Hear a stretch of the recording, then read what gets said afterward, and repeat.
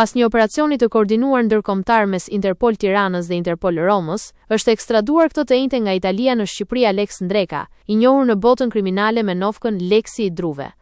Ai ishte në kërkim ndërkombëtar prej vitit 2023 në kuadër të operacionit Metamorfoza, ndërsa gjykata e posaçme kundër korrupsionit dhe krimit të organizuar i kishte caktuar në mungesë masën e sigurisë arrest në burg. Sipas policisë së shtetit, Ndreka akuzohet për veprën penale, sigurimi i kushteve dhe mjeteve materiale për të kryer vrasje, kryer në kuadër të grupit të strukturuar kriminal.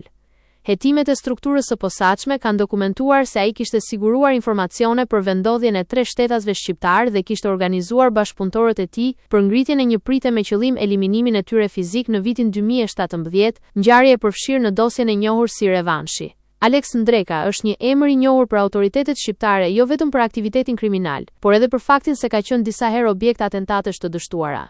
Në vitin 2020 ai mbeti i plagosur gjatë një sulmi me armë zjarri në superstradën Lezhë-Laç.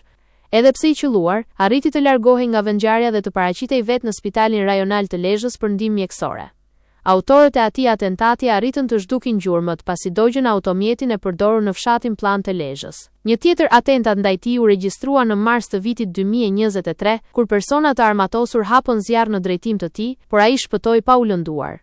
Emri Ndrekës është përmendur edhe në hetime të tjera të lidhura me përplasje të grupeve kriminale, ndërsa ndaj tij dyshohet se ka pasur edhe tentativa të sofistikuara eliminimi, përfshirë një rast të dyshuar me përdorim droni.